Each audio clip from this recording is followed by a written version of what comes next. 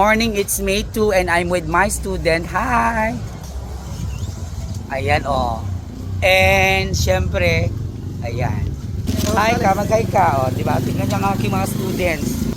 They're coming with me for kampanya. Tama? Stop. Hi po, good kayo sa aking vlog. Diba? Itong aking mga anak, diba nabingay kayo man? Mga problema ba sa ribak yan? And we are here sa Santiago Sur. Ayan. Mag-hi kayo. Ito ang aking mga students. Ayan.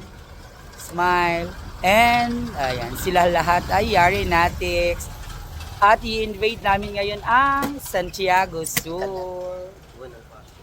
Ayan, smile. It's May 2 of 2025 and you know what? I'm here at Santiago Sur. At kasama ko ang aking mga mamshis and besties at mga Yari Natics. At kasalukuyang ano po sila, inaayos yung balon or bubon in Ilocano. Ilang, ano po yan? Ilang lusog? Konti. Pupunta na sa... All in all po, pati yung ganyan. Flower niya. Yung flower niya sa 34 kano nga lusog? 36 po. 36. Di bubon mi apo di na este, kada bubon mi di apo, di mo una nga bubon mi ta nag-refilling station kami ijay, iti lusog na 50. Anyway, amoy apo nagrigat apo ta agbalay tatan tatimon una nga dapat nga pataaderem no agpataader ka ti balay ket dayjay ayan ti paggapuan ti danom. May kadwa dapat adati poste mo ti kuryente nakaabang. Bago kag pataader ti balay mo kailangan adati paggapuan ti danomon kin source ti kuryente mon bago dagita hollow blocks kada alang ang mga ngalong dagita hollow blocks kada semento kada katakan ti itong porta iso ti pagpalitadang kada pagsemento di ba kailangan lata nga kailangan ti danhon.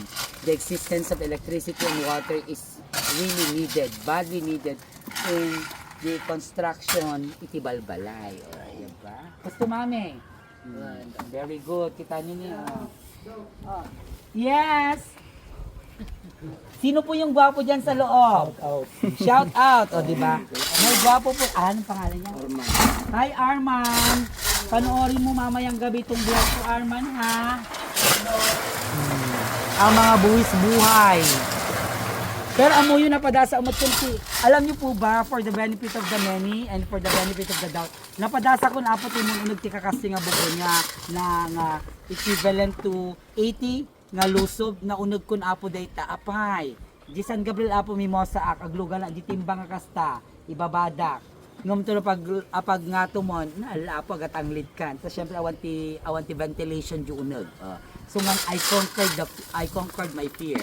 Hindi gamin apo dati butong ko tikwa iti dagita secluded ada claustrophobia ada pa iti fear of height building ngam hindi ada job abroad and apo ta napadasan tayo managap abroad nagangato mati building igal ada ti 80 floor kasjay napadpadasan tayo mga nangangato dagigasahan amo mabutong may salangan ti pagbutong ak apo mabutong ak nga maabak nga konsehal.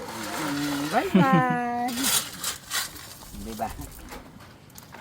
And this is the diretsuhan ng ating May 2 na kampanya at nandito ako ngayon sa Kasison Family para pakainin po ako dahil isa po akong hampas lupa. Ayan. Kasama ko po ang aking mga Seiko stations. Kaway naman kayo dyan! Ayan. Apo ni Denver Ancheta, Seiko Sat, grade 12. Ije nga nag-eskwela ni Enzo, taga Kabarwan, Mabisinon. Mr. Bikay, nasaan? Taga Tangki. And then of course, Lawrence Costales, taga Santiago Sur, Purok 5. And Kennedy Perez Kasison, taga Kamansi, and Niyari, taga Madayegdeg. Isoda Apoti, coordinator, representative, kalang kamay ni Doc Yari, isoda apo ti mangi translate ti butos gusto. Kin syempre ni Lola, babaan ti kararag na. Tinasantuan nga apo kin langit. Correct. Kumain na kayo. Kakain po ulit kami dito. Libre po to. Wala pong bayad.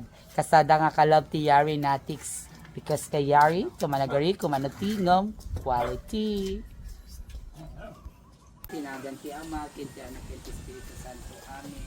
mami nga nang daklan nga maras nga kada kami dito rabaw ti daga dawaten mi tiluti nga kanto kina oras na bendisyonan na kami ang putak na kastakag balay gi kami tiya aramiden mi tinaldaw-aldaw kagrunaan ako dito pinag nami nasapay la ko maapo tadi kami nga makagati aso madi kami ako madungdong par masipsip ti ulo din nga dumapay ako nga dingwon bendisyon ang apo dagiti karoon ng pagsasangwan nga indasal apo ti pamilya Kasison ket sapay la ko maapo ket umadani nga eleksyon ket anak ko apo baybayan iwan-wan mo apo dagiti butantes nga silawang ti panunod ka ako kung inayon da ka dagiti kulitan dali mo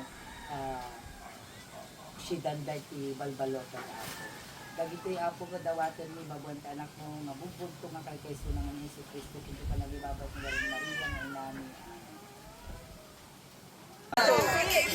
Hi! It's a beautiful May 2 afternoon dito sa Kadaklan, Suro.